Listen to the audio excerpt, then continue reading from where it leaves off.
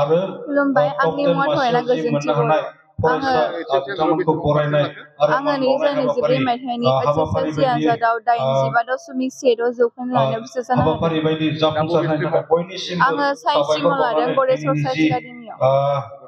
बरायनाय आरो मान बावनाय हाबाफारि जोबोद गोजोननाय मोन्दों। आं साबायखर बावहरो हाग्राबारि दुलाराय एबसुनि सारमोनखौ जोंखौ बेबायदि बरायनाय हाबाफारि लानायनि थाखाय आं जोबोद गोजोननाय मोनदों। फैबाय थानाय समफ्राव मेट्रिकनिफ्राय आरो हायार सेकेन्डारियाव माने मोजां फिथाइ खालामनो हागोन होननानै नों सानदों? आं गावनि फारसेनिफ्राय जेसेबां हायो नाजागोन आरो आं आसा खालामो जे आङो मेट्रिक आनजादाव जेसेबां पार्सेन्ट लादों बेनिफ्राय साबसिन आङो लानानै पास खालामनो हायो। ओमफ्राय इयुनाव माबाफोर जानायनि सिमां दं? आं इयुनाव प्रफेसर जानायनि थांखि लानानै दं।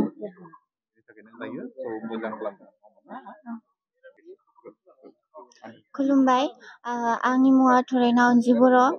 आङो थांनाय 2024 मायथाइनि SSLC आनजादाव गासै गांबा लेटारजों 79.33% लानानै फार्स्ट डिभिजनखौ मोनदों। दायो एडमिसनखौ खोराबारि ग्लबेल साइन्स एकाडेमियाव लादों। आर्टस स्ट्रिमाव लादों। आं इयुनाव प्रफेसर जानायनि थांखि लादों। फरायनायाव दिनै बांसिनै सोरखौ साबायखर होगोन? आं बांसिनै आइ आफामोनखौ साबायखर होगोन मानोना बिसोर आंनो सानफ्रोमबो आं नार्भास फिल खालामब्लाबो बिसोरो आंखौ मोजां सापर्ट खालामदोंमोन आरो।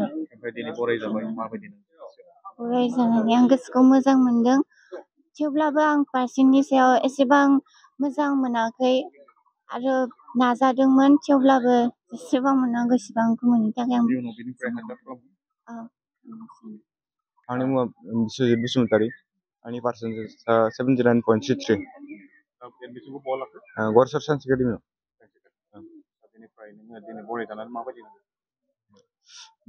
गोसोआव गोजोननाय मोनदों आरो। फैबाय थानाय समफ्राव बेनिख्रुइ बांसिन पार्सेन्ट लानो नाजागोन ना? आंनि मुङा मुस्लिनि टेन्डेमारि। आंनि पार्सेन्टेजआ 78.5। बबे स्ट्रिमाव लाखो? आं साइन्स स्ट्रिमाव लादों। बबे लादों? गरेस्वर साइन्स एकाडेमियाव। बेनिफ्राय दिनै नोंखौ बरायबाय हाग्राबारि एबसुआ माबायदि नांदों? जोबोद मोजां नांदों। फैबाय थानाय समफ्रावबो नाजागोन? नाजागोन। आंनि मुङा अनसुमा बर'। आं इउएन एकाडेमि क'क्राझाराव 12आव साइन्स स्ट्रिमनिफ्राय पास जादों 76%। आं दायो केमिस्ट्रि मेजर लानानै फरायफिननो नागिरदों। आं दा कलेजखौ चुज खालामथ'नाय जायाखै।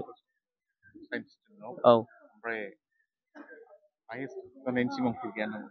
आङो PhD डिग्रि लानो गोसो दं। PhD डिग्रि लानानै आङो पेट्रकेमिकेलाव खामानि मावनायनि गोसो दं। हाग्राबारि दख'रा दुलाराय बर' फरायसा आफादा दिनै मेट्रिक आरो हायार सेकेन्डारि जायफोरा उथ्रिसारबाय 2024 मायथाइयाव बेखौनो लानानै दिनै खाग्राबारि दख'रा एबसुनि सिङाव थानाय सामथाइबारि गामि थानसालि लांगोनायाव बे बरायनाय हाबाफारि आरो मान बावनाय हाबाफारि बे हाबाफारिखौ लादों। दा बे हिसाबैनो मेट्रिक हिसाबै माने गासै 198 जिथु सुबुं फरायसाफोर बिथांमोना एग्जामखौ लिरदोंमोन। बिनिनो 198 सुबुङा पास जानो हादों माने बर' मिडियाम हिसाबै। बिनि उनाव हायार सेकेन्डारि हिसाबै जोंहा 123 सुबुङा बेहाय एग्जाम होदोंमोन। टटेल पासआ 113 जना जादों हायार सेकेन्डारियाव। दा बे हिसाबैनो जोङो दिनै मेट्रिकखौ टप 10 हिसाबै जोङो सायख'नानै 11 जन सुबुङा बे टप 10आव बाहागो लानो हादों बा सायख'जादों। दा बिथांमोनखौ जोङो साइटेसन बुक बिबार थफ्ला बिदि डिक्सनारि होनानै जोङो बरायनाय जादों। आरो बेहाय जोंजों गाहाय आलासि महरै दुलाराय बर' फरायसा आफादनि मानगोनां सोलोंथाइ नेहाथारि सोमावसार बसुमतारी सार बिथाङा बाहागो लानानै फरायसाफोरखौ गोथौयै सावरायलांनायनि थाखाय जोङो बिथांखौ साबायखर बावदों। आरो दिनैनि हाबाफारिखौ जोङो जोबोद मोजाङैनो बारलांबाय होननानै जोङो सानो। दा जोङो बे समाव जोङो मिजिंथिदों खाग्राबारि दख'रा दुलाराय बर' हिसाबै जायफोरखौ जोङो मेट्रिक आरो हायार सेकेन्डारियाव बरायबाय। दा बिथांमोननि फिउचारखौ जों अरायबो हास्थायो जे बिथांमोना फैबाय थानाय समफ्रावबो जेथिया बिथांमोना हायार सेकेन्डारि फरायो माने MA फरायगोन बिथांमोना सासे सुबुं सम्पद हिसाबै जोंनि खाग्राबारि ओनसोलाव सोरजियो बेखौ जोङो आसा खालामदों मिजिंथिदों। Soalnya guru ini borai main, dapur jangan coba borai, borai nanti mama gitu.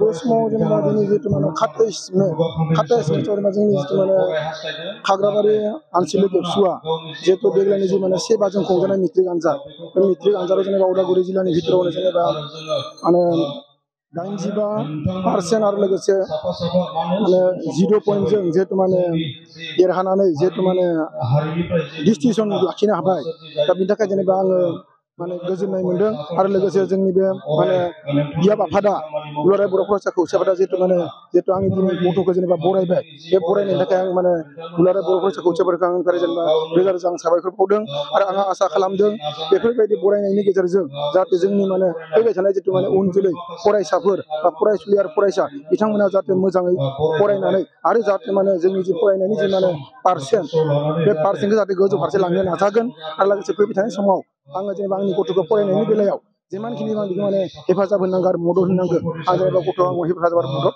होलांबाय थागोन होननानै आङो माने खावलायनो थागोन बरायनाय हाबाफारियाव बाहागो मन्दिर बर' फंबाय बिथांखौ सिगाङाव फैनाय खावलायबाय दिनै खाग्राबारि दख'रा दुलाराय बर' फरायसा आफादनि बेन्दोङाव थानाय जि 2024 मायथाइनि मेट्रिक आनजादाव उथ्रिसारनाय टप 10 मासिखौ बरायनाय जि हाबाफारि बेयाव बाहागो लानानै खोब गोजोननाय मोनदों दा आं फरायसाफोरखौ खावलायगोन दिनै जि बरायजाबाय बेखौ फैगौ 2 बोसोरनि उनाव आरोबाव जाहाथे हाई सेकेन्डारि पास जानानै बरायजायो आरो गाबोन समफोर कलेजाव थांनाय लोगो लोगो जाहाथे मोजाङै फरायो बिमा बिफानि बा थासारिनि जायगानि जि मोनसे सिन्था धारा दङ मानसिफोरनि जि मोनसे एक्सपेक्टेसन बेखौ जाहाथे फुलफिल खालामनो थाखाय नाजायो आरो गाव माबायदि थासारिनिफ्राय फैनाय बेखौ जाहाथे मालाबाबो बावगारा आरो लोगोफोरखौ जाहाथे मोजाङै सायख'नानै जायो फोरोंगिरिजों जाहाथे सोमोन्दो लाखिनानै फरायो आरो गावबा गावनि जि मोनसे केरियारनि थाखाय गोब्राबै नाजानाय एबा जुजिनाय बेखौ खोब सांग्राङै थाङो आरो टाउन सहराव फरायनो थाहैनानै जाहाथे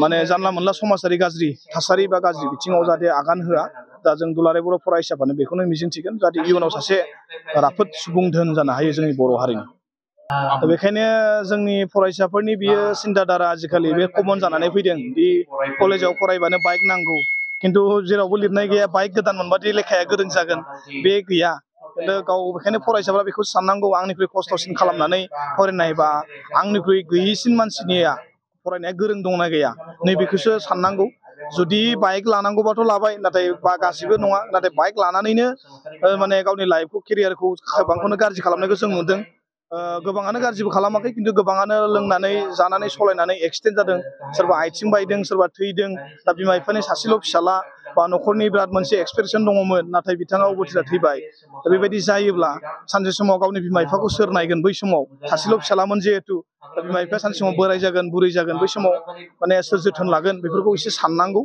दा बेखायनो फरायसाफोरखौ खावलायगोन दि कलेजाव फरायनायाव बाइक नांथारगौ बा बिदि माबा मोनसे नांथारगौ बेखौ जाहाथे माने कम्पालसरि खालामा जाहाथे मोनाबाबो जिखिनि मोनदों बेजोंनो जाहाथे लेखाखौ फरायनानै गावनि आथिङाव गाव गसंनो थाखाय नाजायो आथिखालाव नुदों माने माखासे माने बिगोमाफोरा बुंदों जे एसामिस बा इंलिस मिडियाम फरायनायबो जितु फार्स्ट बिथांमोनखौ बराया बेबायदि माने जों दुलाराय बर' फरायसा आफादनिफ्राय जों गासैखौबो मोजाङै फासयनो थाखाय जों साबायखर बावदों नाथाय जोङो बर' बिजोंखौ रैखा होनो थाखाय बर' बिजोंखौ बासायना लाखिनो थाखाय बै समाव जों गोबां खामानि मावदों बेखायनो जों बर' बिजोंनिखौल' जोङो बांसिनै बुथुमनाय जायो आरो गुबुन बिजोंनिफोरखौ बुथुमजोबनाया हयथ' जों गोरलै नङा फरायनाय बिदि थायो आरो जों हयथ' दुलाराय बर' फरायसा आफादा जों गोदोनिफ्रायनो हयथ' जोंहा बिजों दं जिहेतु आरो बिजोंखौ फोथांना लाखिनो थाखाय जोङो बयबो माने सांग्रां आरो बिजोङा थायोब्लासो रावा थांनानै थागोन जिहेतु बेखायनो जों बर' बिजोङाव फरायनानैबो दि जानो हायो इनकारेज मोननो हायो बिनि थाखाय जों बर' बिजोंनिखौ बांसिन जोङो बरायनाय हाबाफारिखौ जों लादों आरो गुबुन बिजोङाव फरायनायखौबो जोङो जिल्लाफ्रा दख'राफ्रा न'आव थांनानै फरायहैदों आरो बिथांमोनखौ जोथोन लाग्रा बा बिथांमोनखौ माने बरायग्रा गोबां दङ गुबुन गुबुन आफादफ्राबो बरायो नाथाय बर' बिजोंनिखौ बर'आ जुदि जों बराया गुबुनफोरा हयथ' बिदि मोनसे माबाया जानाय नङा बेखायनो जों बर' बिजोंनिखौ जोङो बरायो नाथाय गुबुन बिजोंनिखौबो जों बिदि नङा दि गुबुन बिजोंनिखौबो जों बरायो दायो माने JEE लोगोसे निट आनजादनि फिथाइफोरा ओंखारनो थांगासिनो दं बिथांमोननि थाखाय JEEनिथ' बिदि थांनाय बोसोरफोरबो जोंनिया मोनबाय थायो निटआवबो मोनो फ्राय 40-45 फरायसाफ्रा मोनो दा बेखायनो आनजादाथ' देग्लायनिखौथ' जोङो बुंनो हाला देग्लायनियाथ' आनजादानो जाबाय बा जानो थांगासिनो दङ JEE एडभान्सआबो जाबाय निटआबो जाखाबाय रिजाल्टआवसो मोननांगौ दंसै बेखायनो जाखिनि उथ्रिसारनो हाबाय बिथांमोनखौ आं साबायखर बावगोन दाखिनि ओइस फार्स्ट इयार बा सेकेन्ड इयाराव फरायनाय दङ फैगोन बोसोरनि थाखाय जाहाथे प्रिपारेसन खालामो आरो जोंनि बर'निफ्रायनो डक्टर इन्जिनियार ओंखारो आरो डक्टर इन्जिनियारल' नङा साख्रि मावनायनि उनावबो समाजनि जाथिनि थाखाय एसेबाबो मावो आरो माने सिभिल सार्भिसावबो जाहाथे बिथांमोना गोसो होयो आरो बे सिभिल सार्भिसाव पास जानांगौनि थाखाय एम मोनसे लानानै बिथांमोना माने दावगायो बेखौ आं मिजिंथियो